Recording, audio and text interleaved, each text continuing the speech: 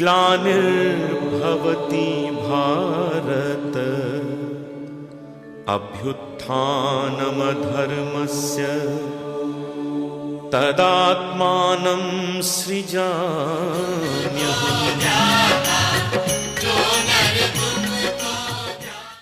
प्रोक्तम श्रद्धा विहीनाय अरण्यरोदनम भवेत्।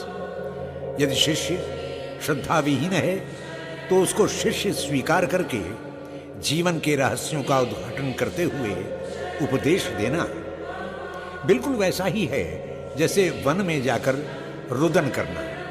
अर्जुन ने स्वयं को कृष्ण के लिए समर्पित करते हुए कहा, प्रभो मैं अज्ञानी हूं, दीन भाव से ग्रस्त हूं, धर्म के विषय में किंग कर्तव्य विमूढ़ हूं, मैं आपका शिष्य हूं, आपकी शरण हूं, मुझे संभालिए। कृष्ण के योगीश्वर एवं परमेश्वर रूप से वो परिचित था, इसलिए उनकी शरण जाने में उसे किसी प्रकार का संकोच नहीं है।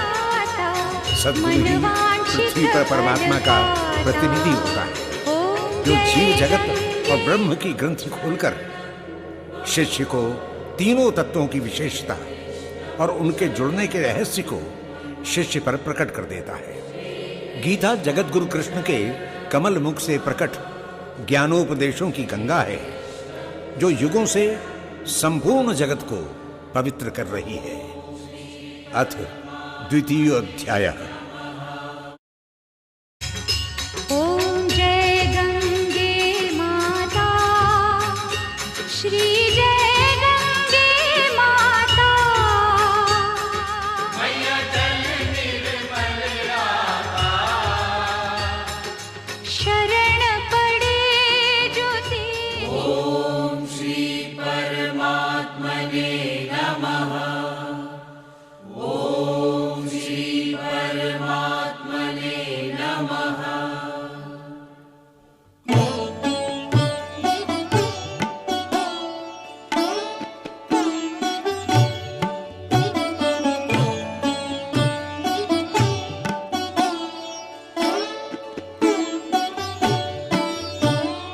तं तथा कृपयावेष्टम् अश्रुपूर्णाकुलेक्षणं विषीदन्तमिदं वाक्यम् उवाच मधुसूदनः।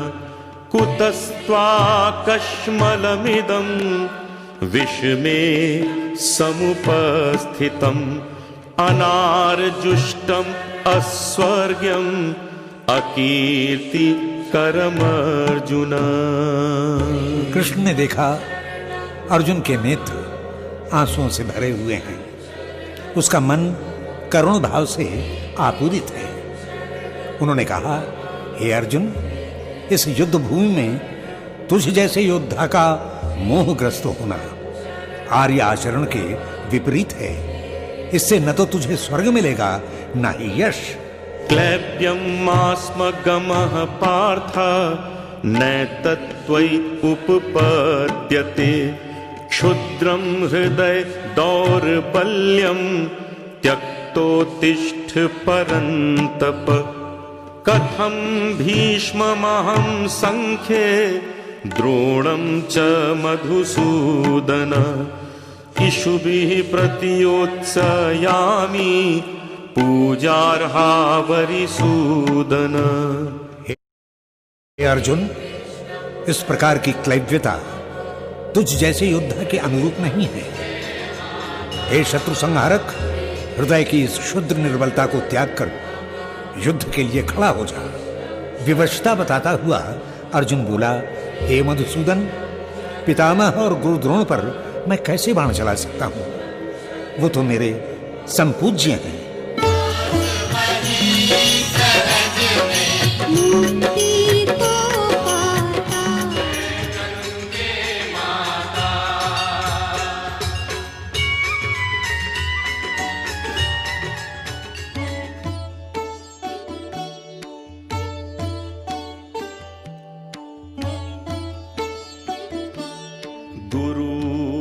हत्वा हि महानुभावान् श्रेयो भोक्तुं भय शमपीह लोके हत्वार्थकामास्तु गुरु निहैव भुञ्जीय भोगान् रुधिरप्रदिग्धान् नाचैतद्विद्मः कतरन्नो गरीयो यद्वा जयेम यदि वा नो जयेयुः यानेव हत्वा न जिजीविषामः तेव स्थिता प्रमुखे धार्तराष्ट्रा।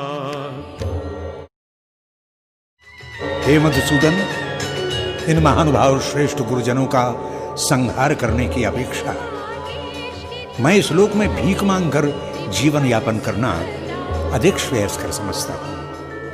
हे कृष्ण, गुरुजनों के रक्त में सने अर्थ और काम जनित भोगों को मैं कैसे भोग सकूंगा? वास्तव में युद्ध करने और युद्ध न करने में से कौन श्रेष्ठ है, हमें इसका कुछ भी ज्ञान नहीं। हमें यह भी पता नहीं कि इस युद्ध में विजय किसे मिलेगी।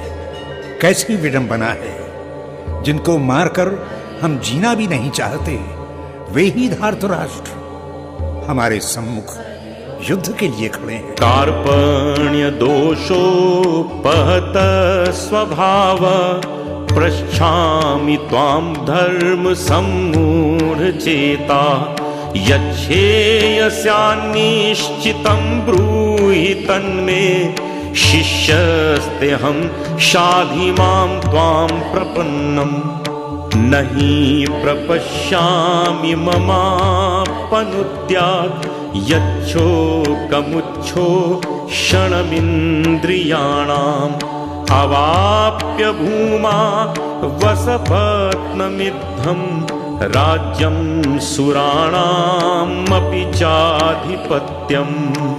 हे माधव, मेरा स्वभाव कायरता के दोष से ग्रसित हो गया है और धर्म के विषय में कर्तव्य अकर्तव्य का बोध मुझे नहीं सूझ रहा।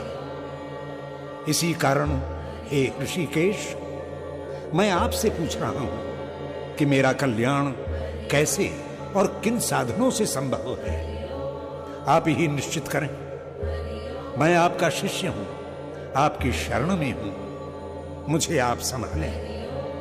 क्या निष्कंटक सब प्रकार से संपन्न राज्य और स्वर्ग पर आधिपत्य मेरी शोक संतप्त इंद्रियों को सुख दे सकेंगे?